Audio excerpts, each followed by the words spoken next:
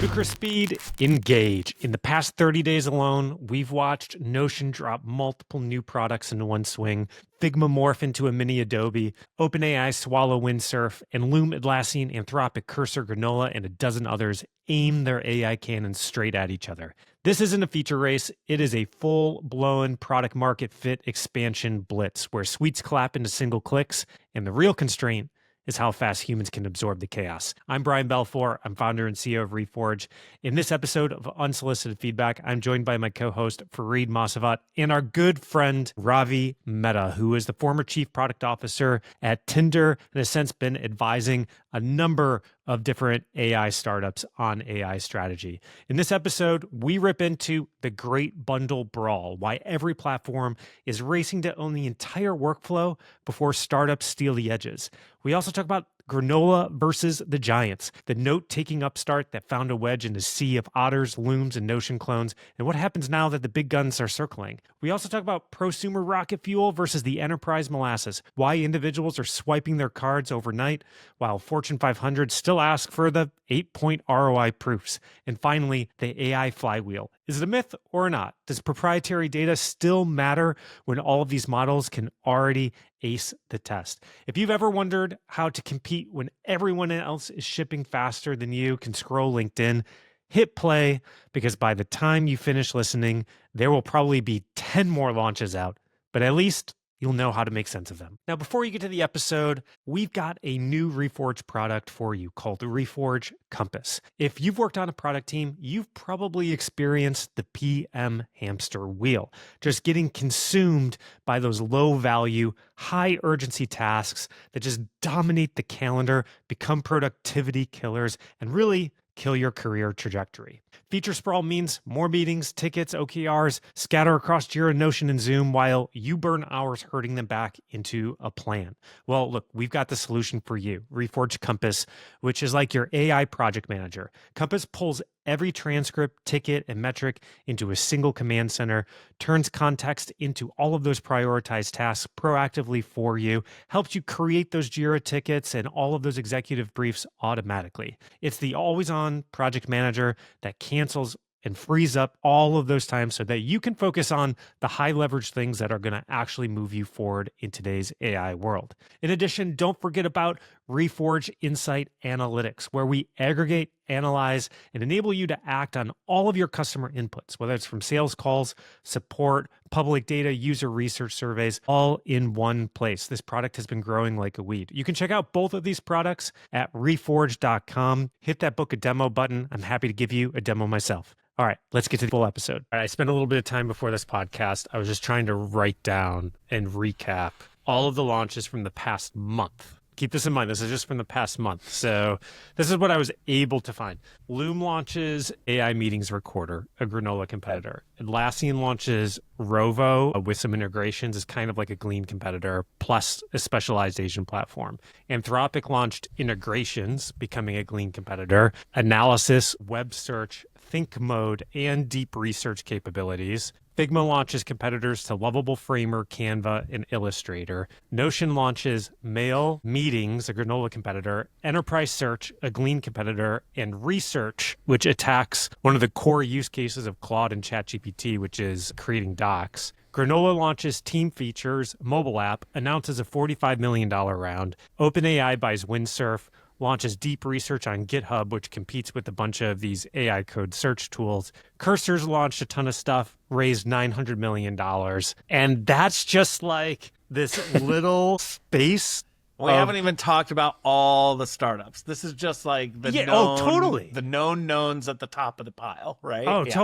Totally. I don't know if it's just this category. I don't think it is, but I was just talking to a product leader yesterday working on one of the major tax software companies, a space I do not pay attention to daily, right? but they did, and they were like, no, it's just as crazy when we look across the competitive landscape. And so this is one. So I don't know. Can I make a name for this? Yeah, make a name for it. Okay. So we talk about when companies enter new markets or add new products for their existing market. We call it a product market fit expansion. This is like product market fit expansion blitz by like every single company. I mean, just look at Notion as a great example. Notion has notoriously been a company that is high polish, high thoughtfulness, betas, etc. Remember they launched Count? Like, if you look a year ago, it was like, we launched Counter. It's like one thing, and it's the thing we're focused on, or, you know, the beginning of AI.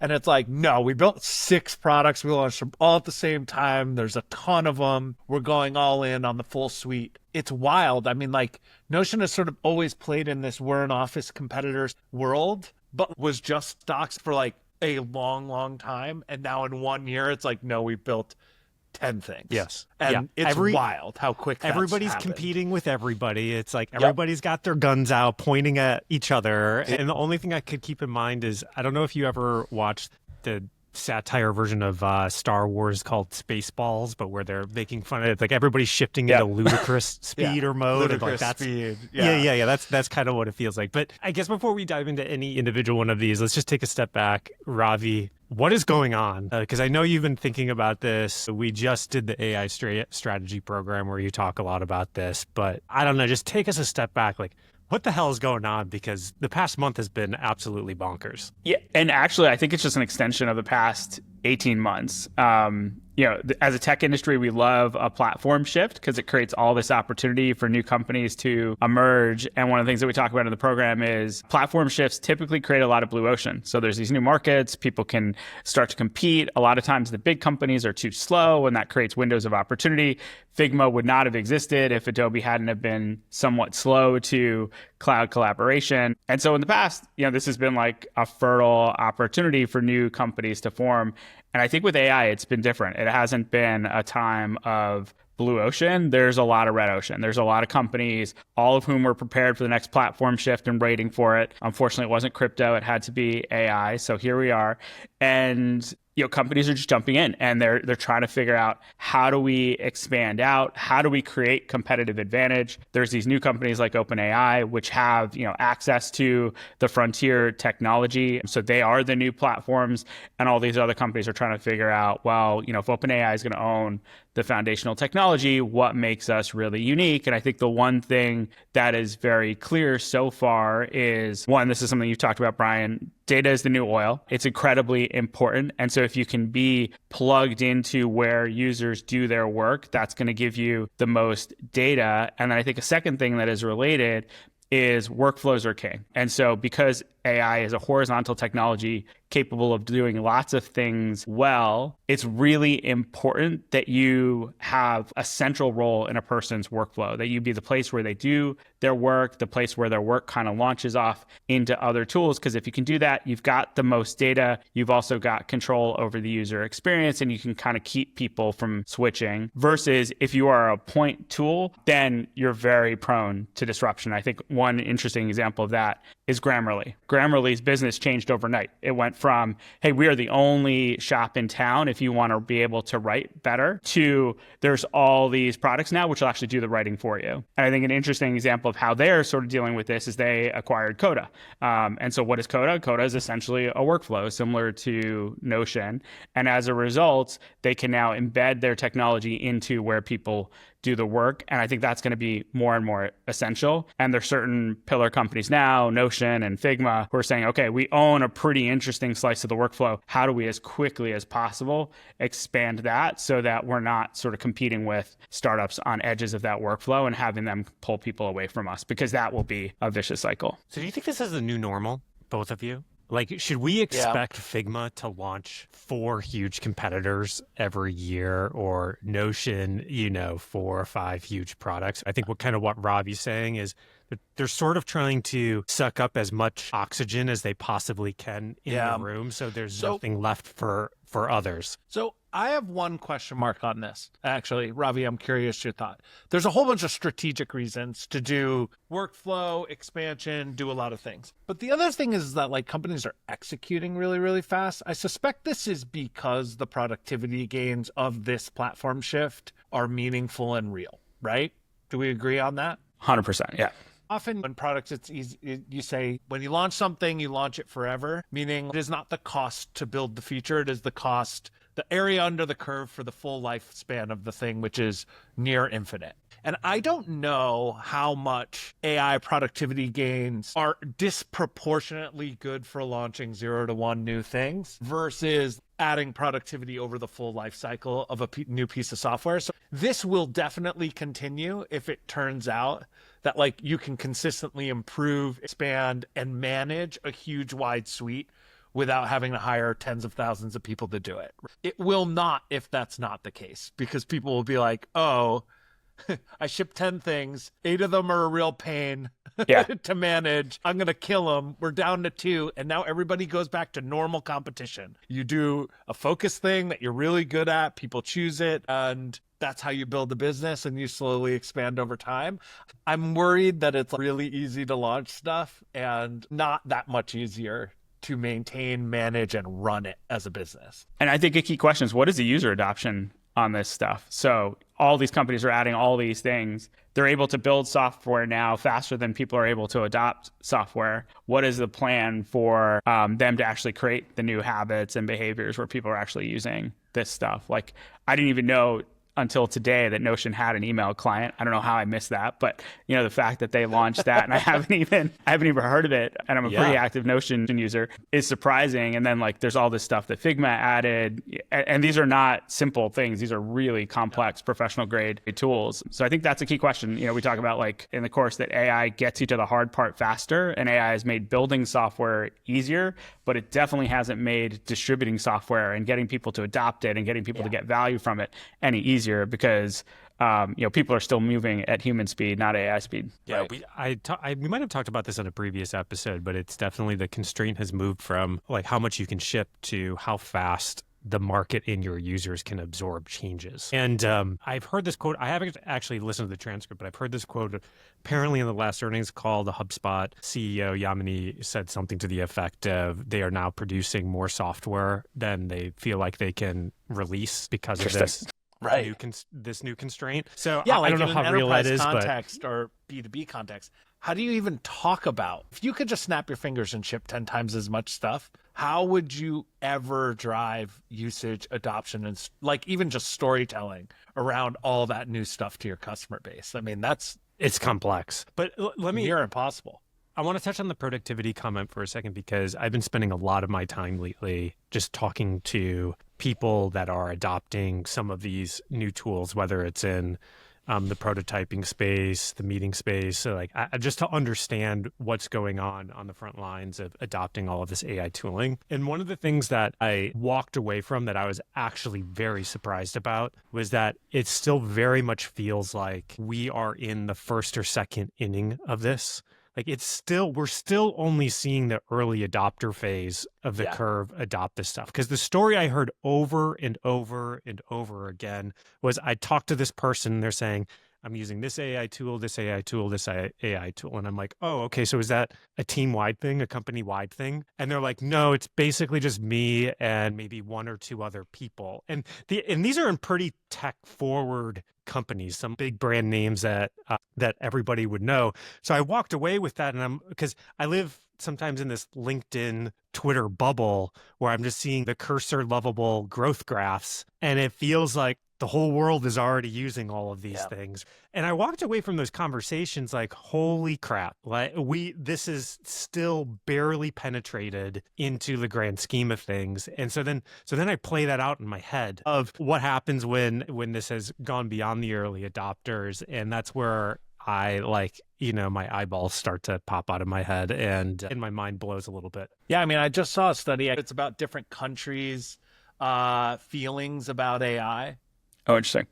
And I dug into it yesterday. Even the percentage of Americans who believe AI is going to improve their productivity is still pretty low. It was less than 30%. It is easy, even for me, to feel like, oh, I'm way behind on using AI in my job. I literally use ChatGPT multiple times a day, and you realize that, the average is 0 still. The median usage is 0. I do think, though, that means that people are going to come to these tools and they're going to be immensely horizontal and complex, which is exactly why they're hard to adopt. I mean, think about the most horizontal, complex piece of software you can think of: a HubSpot, a Salesforce, a Jira, full Jira suite. Not Jira, Atlassian suite across all the products. These things are really hard to get adopted to. And so I do think that the big question I have is, as products get wider and wider and wider and do more stuff, how are people going to use AI more effectively to help onboard, help customers use and adopt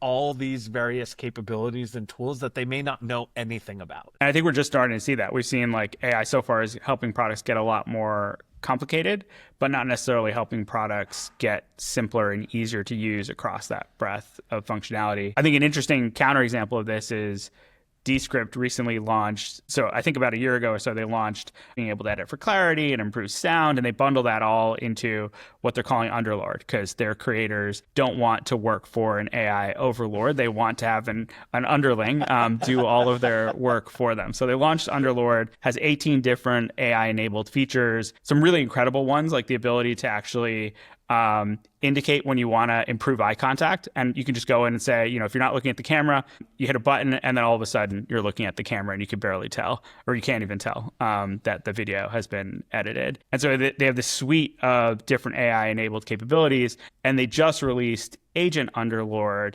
which is a chat-based interface. And now you have this back and forth, really easy way where you've basically got a video production assistant that you can make requests of. And then that system has access to all of those different AI capabilities and can create clips, can edit your script, can create new content, can generate video, can improve eye contact and sound, all from like a single interface. So it went from you having to know kind of which of these AI capabilities to invoke to now actually the agent will invoke them for you. And I think that's going to be a really interesting thing over the next year or so as agents get more powerful. Is I think that they will make this complexity a lot more consumable for the companies that are smart about how to think about what the right interface is into those things. Maybe it's worth us taking a couple specific companies and talking about what you would do and kind of the position they're in. I think one of the more interesting ones here is, out of all the ones we mentioned, is Granola. And the reason I think it's interesting is because, you know, there's kind of this first wave of meeting recorders and note takers, the Otters, Fathom, TLDV, Grain. There was over a dozen of them, right? Space was crowded, not to mention the vertical Zoom's ones, Gong, Dovetail. There's a bunch of other ones too, right? The vertical ones, and as well as Zoom and like Meet kind of moving into their own space. And then, you know, here comes Granola, right, into what feels like a very crowded space. And it feels like they found this really interesting seam. And in Ravi, maybe a second you can talk about what it was they did to find that seam to get a bunch of traction. But now, 6 months later, do you guys use Granola? Is it I do, part of your I use daily Granola. stack? Yeah, Ravi? every day. Me too. And it is interesting because I was thinking back, like, what are tools that I use multiple times a day that I didn't use 12 months ago? And they're basically some variation of general purpose LLM models and Granola right now for me. Like, those are the things that I didn't use a year ago that I use every single day now. Right. But now, over the past couple of weeks, there's two more tools that have already been in my workflow for years, Loom and Notion, that have launched similar things and also have much bigger distribution than Granola. So now it feels like, wow, are they getting cornered in somehow? Is the space closing in on them? And so I don't know, Ravi, maybe you could talk a little bit about, from your perspective, what it was they did to find that seam. But now that others have kind of caught on to it, right, and are drawing a box around them, what needs to happen next? I think they hit on something really important, which is there's kind of two different use cases for AI right now. Either AI can replace a task or it can amplify the person who's doing the task. And a lot of times when we think about AI, there's a lot of conversation about, the impact it's going to have on jobs. And so these big things are going to be delegated to AI and you're not going to need humans anymore. And certain companies are taking that approach, right? Devin is taking that approach to engineering, and they're saying, you can give Devin an engineering task and you can delegate it to the AI. The AI will complete the task independently and give you the output.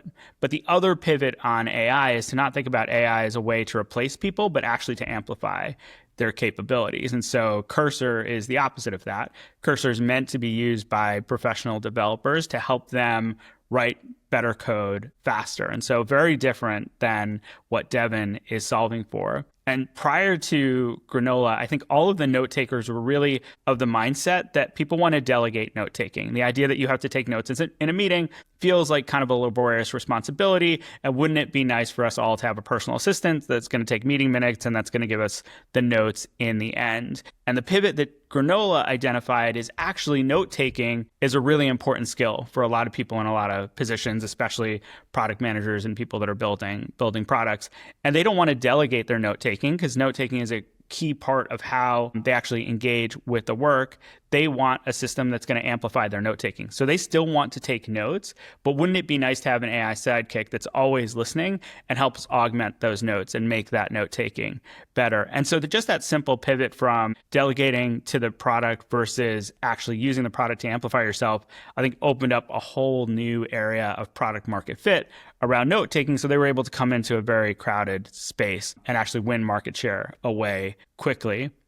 I think now that others are coming in with that same insight, the question will be, does that hold? Or, is Granola solving something that actually makes more sense to exist in a workflow? I know the way that I use Granola, I kind of use it in concert with other tools, and I'm constantly copying stuff out and pasting it into different places. Yeah. And I think it's one of the reasons they were really smart to launch all of the sharing features and the collaboration features, because it gets them closer to what we were talking about at the start, which is being an integral part of the workflow. And if they are adjacent to the workflow, they're much more vulnerable than if they are central to the workflow. But the point's important because that's what's leading me to try out Notion. Because one of the things I commonly do is I'm either copying and pasting the transcript into Notion for some reason or into ChatGPT to create some type of doc. And if I can just consolidate those activities to Notion, that's a pretty big workflow time savings win for me. And I'll definitely take advantage of it. I haven't done it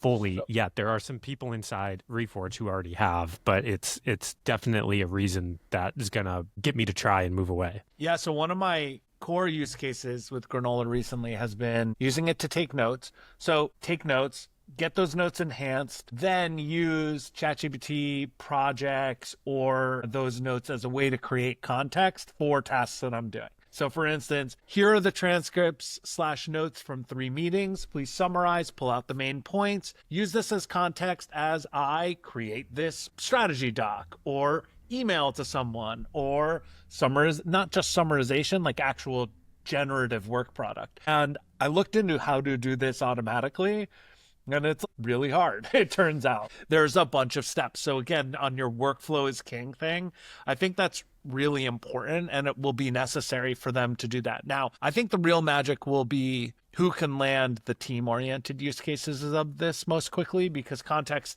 is really important for high-quality decision-making. It's not all the training data in the world. It's really what tools have the most context about what you're trying to do, what your goals are, what good looks like in your organization or for yourself, and is able to collect those things. And that's why everybody's chasing the same stuff. I have one other note about Granola that I think is an important generalized lesson for AI products. People don't end up loving passive utilities. The meeting recorders that just sit there and record and make notes, they're cool, useful, interesting, really easy to forget about. Versus Granola's active. You open it, you type in it, it's there. I think that active interaction is necessary for someone to have an affinity with a product where they will say, I really love this thing. I think this is a generalized lesson. If you can help someone feel like they're gaining a superpower, but they're actually doing some active interaction and opening your app each day and have a habit around it, that's totally different than a background passive, we're looking at your credit score for you and sending you an email you never open type thing. We had Darius Contractor from Otter as one of the guests for the AI strategy program. And so they're in this realm of you delegate to Otter versus you're actively using Granola. And it's interesting to see where they're going with the product. And so in some ways, they're going into a more interactive way. Like now during a meeting, you can say, hey, Otter, and ask Otter a question, and it will respond. So that makes it more interactive. It truly gives you kind of more of the executive assistant. And then they just added a couple of agents, one of which is a sales agent, which live coaches you during the call. So, it's listening to you. And if you're not mentioning something, or if somebody asks about pricing, it'll pull up the pricing information so that you have it right at hand so you can give accurate information. And then the most sophisticated agent is an SDR agent. And so you just go into a meeting with the bot. There's no one else in the meeting. And the bot will walk you through the product and do a demo, and it can screen share. You can ask questions. So if you ask pricing, it'll go to the website and pull up the pricing page. And so it's been interesting to see how Granola and Otter are moving in different directions.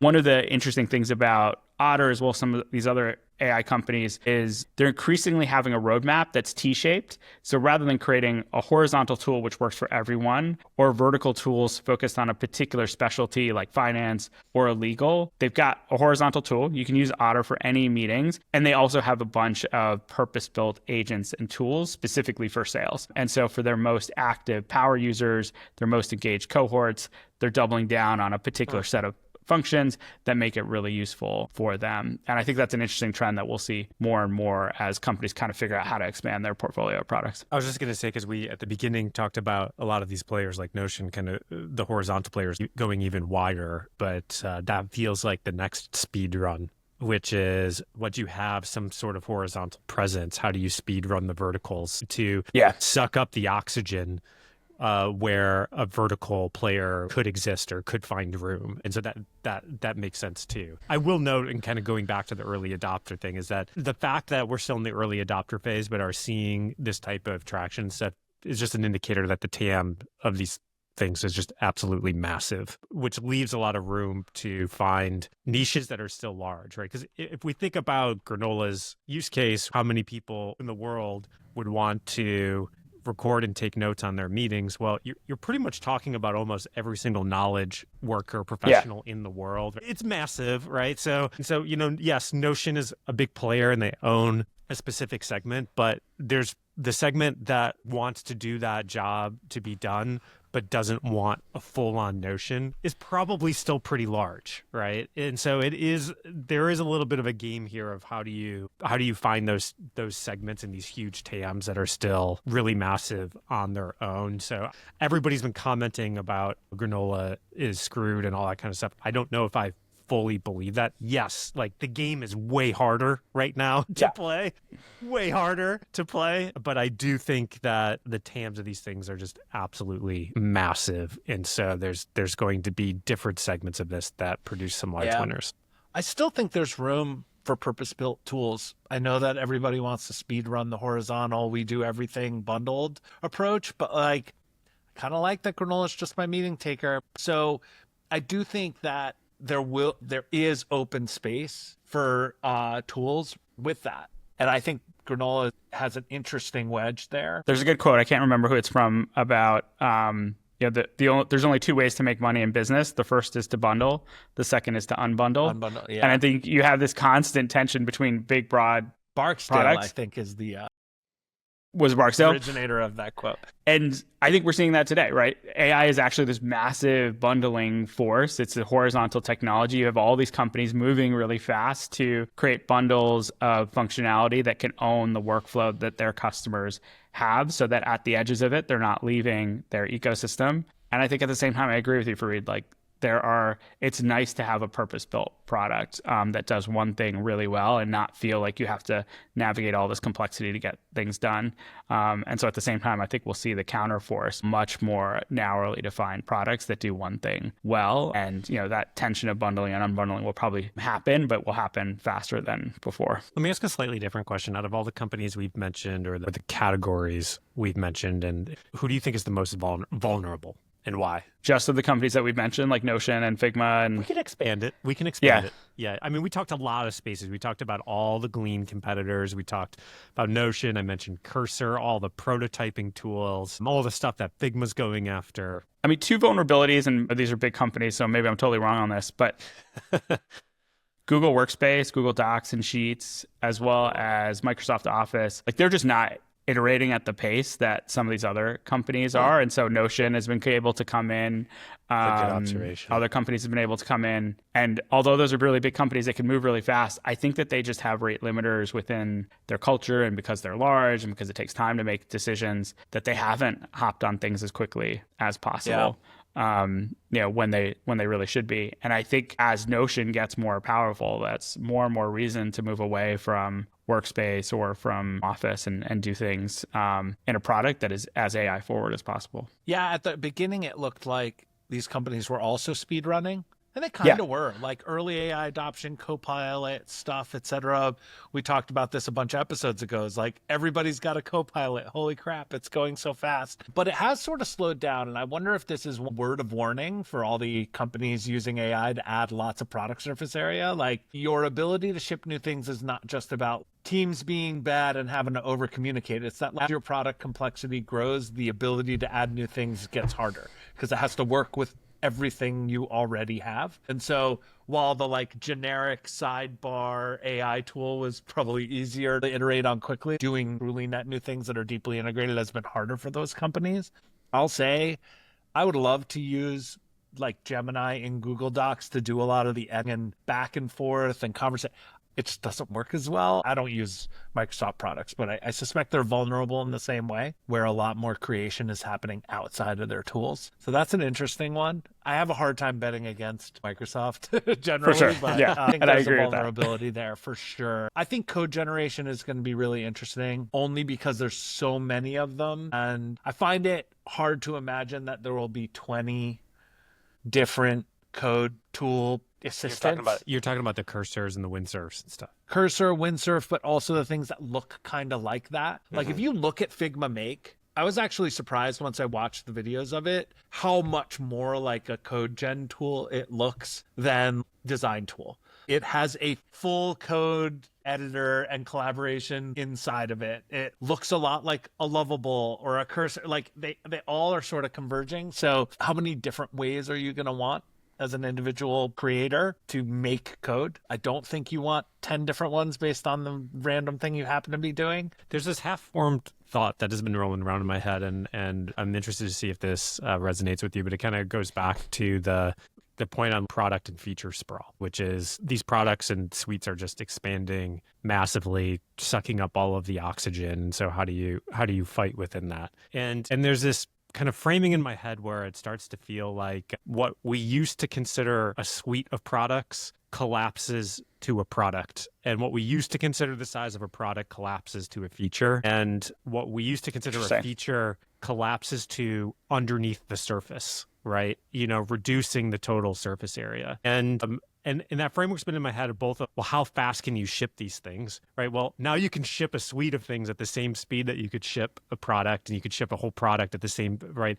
But the other piece is if what we used to consider features kind of go underneath the hood because AI is just able to operate on top of it. That will be a harder thing for incumbents to do because they have existing habits with existing users. It's the move my cheese problem times 100 if you just literally eliminate features and put them under the hood of AI. And so this is something that's been bouncing around in my head from multiple angles. And I'm just interested if that I mean, a resonates with reminder either of you. that Google Docs and Microsoft Word both still have page layouts because that's a thing that matters to most people, is that it prints out on paper, right? Like, it's like when you think about your ability to change habits, right. Like that's a good example. I heard once that the reason that's true is because in Google Docs is that students were early adopters of it. And so they had to know how many pages their thing was that they were going to print it and needed to look like Microsoft Word, and the spacing and all that.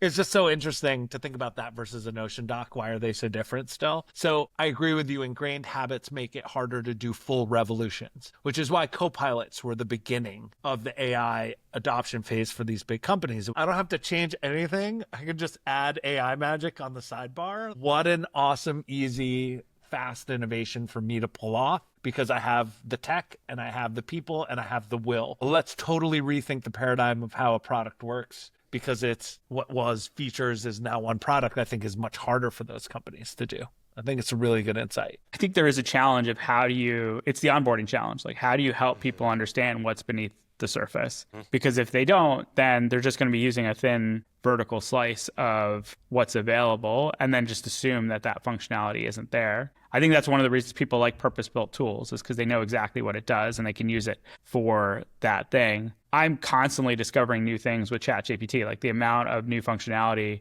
that they've added. It just keeps making the product better. And it's good enough that I'm willing to like push at the boundaries and kind of figure out what it can and can't do. But I think I'm using it only, like I'm doing that because I've had sort of a track record of success with sort of pushing the boundaries and getting it to work. I don't know that most users are going to do that and dedicate that sort of level of commitment to learning the product. And so this is, I think, one of the biggest challenges is how do you create products that have all of this functionality, but that surface it in a way that is discoverable and then also simple enough for people to get value from. It's more than chat, which kind of hides everything beneath the covers. And it's more than just rows and rows of toolbars like you have in Office, which, yes, makes all of the functionality discoverable, but is overwhelming. Yeah, that's interesting.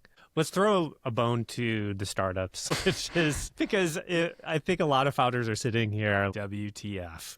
How in the world do I compete in this environment, whether it's with the horizontal platforms or the incumbents? And Ravi, I know this is something that you went pretty deep on and talk a lot about in the AI strategy program. So I wonder if you could just run us through maybe one or two angles that you specifically think about if you were to be advising a startup right now, looking at this crazy environment and trying to find their seam. Yeah, I think the first thing, and this is going to sound a little cliche, but it's really true, is it comes down to understand the customer. Like, what is the job that they're trying to do? Ultimately, the problems that people have are not that much different than they were 2 years ago, but the solutions available to solve those problems are fundamentally different. A good example of this is Stack Overflow versus GitHub Copilot, right? The problem that those products solve is developers constantly hit roadblocks when they're writing new code, and they need to be able to clear those roadblocks. Before, you had to go to Stack Overflow and search for an answer to a question that was the same as yours or similar enough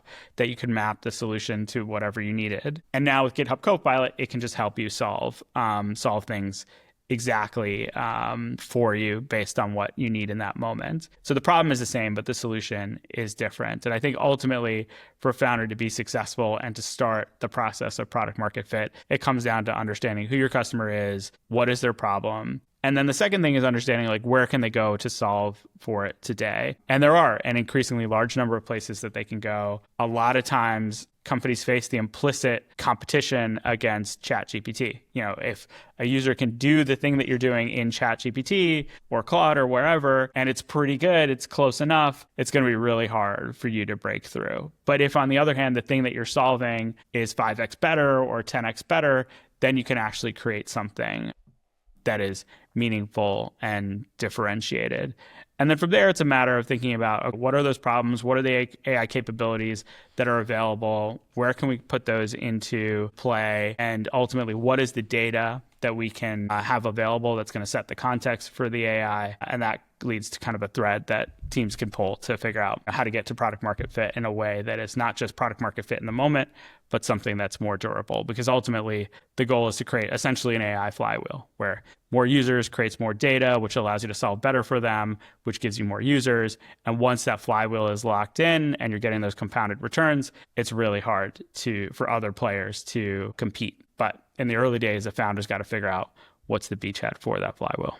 I think the lesson from Granola is a good one, which is there are early adopters who want to try things, and you can compete with use cases that exist as long as you do something unique, differentiated, and something that people will talk about and love, which is, you know, a lot the story of all startups since the beginning of time that are long-term, very, very successful, is they drive intense word of mouth generally, right, early on, because they solve a unique problem in a unique way that makes some set of early adopters really excited about it. And I think it's a good lesson there that they made some like really specific kind of weird product choices that defied a little bit of conventional wisdom about AI, which is people don't want to do this at all. It turns out they do. The point is there are early adopters. They do want to try your thing. And there are flywheels and stickiness around this, and you can build habits. I think there's always room to enter. And right now, the actual speed at which you can drive adoption is way higher than it's ever been. I mean, the numbers you see around some of these tools and how quickly not only do they get free active users, but paying customers. This is only true in prosumer. It's literally the opposite on B2B. That is only true on prosumer. It is a total 180 on B2B. It's interesting. But the prosumer stuff is happening. So maybe that's the argument, is there's way more prosumer early adopters than you think. They're willing to spend millions of dollars very, very quickly if you nail a use case. So I think the momentum on the prosumer is you can save people time. And the momentum on the enterprise is you can save companies money. And so there is like an opportunity to create really significant momentum on both sides, but you have to be clear about what you're solving for. And on the enterprise side, you're going to have all of the headwinds around,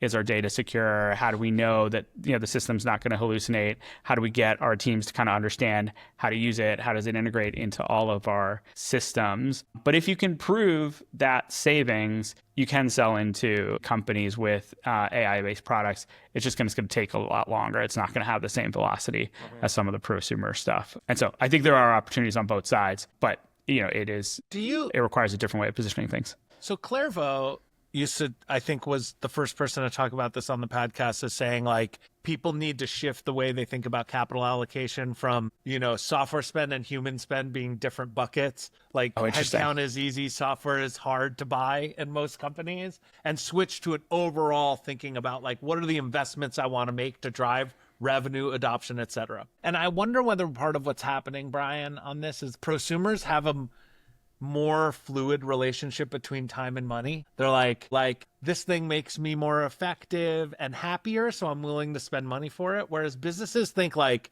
can you prove that I'm going to get 8% more productivity out of this $20,000 a year software thing? Because the headcount and P&L stuff like fall into different buckets. Do you think that's a piece of it? Like are just individuals, like I pay a lot of money for AI tools. I don't blink an eye. Like, if I try to add a seat for the whole team at a big company for $500 a month, $200 a month tool, you'd get a lot of pushback. But on the note real quick on the people versus tech thing, I don't know if you all saw this. I think it was like some big health company replaced their chief people officer with a former CTO. And the whole idea was the CTO is in a better position to say, okay, does this thing that we need to do, is that better served by a human, or can we solve it with AI? Interesting. And I thought that was it is a major company. I will try to find it and put it in the notes. It's a huge company, and it is not a company you would expect. It's not like one of the major Silicon Valley brand companies.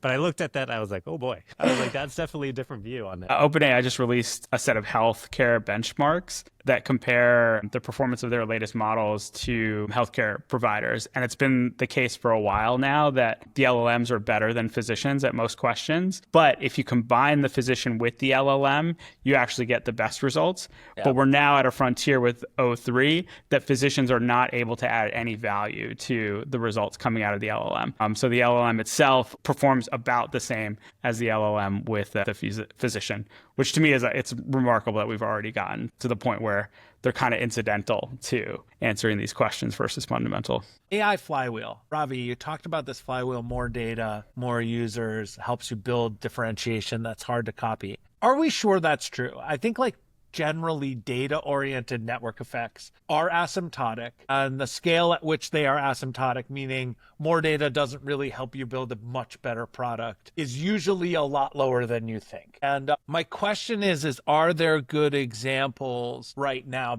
Because I'm having a hard time finding good examples of that personally. I think the key question is not how much data do you have, but what is the marginal value of your data relative to what's in the trading set of all the LLMs? And so if you can have a source of data that is unique and enables you to better solve for the customer than what's out there in the public or what's easily accessible, then you can create the flywheel. But if on the other hand, you have a lot of data, but the marginal value of it is not that meaningful, then you have less of an advantage. And I think there's a couple of examples here. Midjourney early on was able to create a much better image generation algorithm because they curated the images that were used to train the model. And so the marginal value was not in the set of images that they trained on, but actually the curation data. But now people have caught up, right? Open's image generator generates images that are as good. So clearly they figured out the curation angle. I think another interesting example is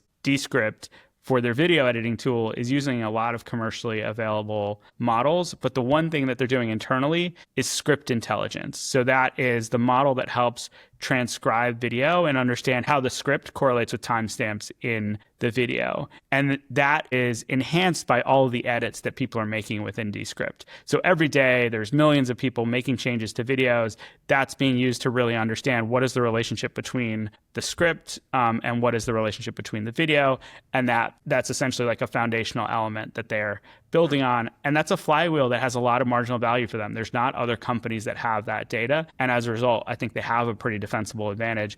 And my guess is they're going to have the best tool for doing script-based video editing, far into the future. I don't think Adobe has added that, but it's not operating at the same level that Dcript is because they don't have access to that same data flywheel. All right, everybody, that's a wrap. At least until tomorrow's launch stampede. In today's AI world, man, it's if your head is buzzing, then good, right? The rules really are being rewritten in real time. And we'll be back in the next couple of weeks to discuss whatever this next plot twist is in this crazy environment. Until then, just a couple things for us. One, if you could please ping us, mention us, whatever it is on LinkedIn, or leave a review. It's really helpful to know who is listening and what you're liking or not liking. And two, look, if you yourself or your team is making this shift to an AI native world, check out reforge.com. We can help in multiple ways, expert-led courses around key AI topics.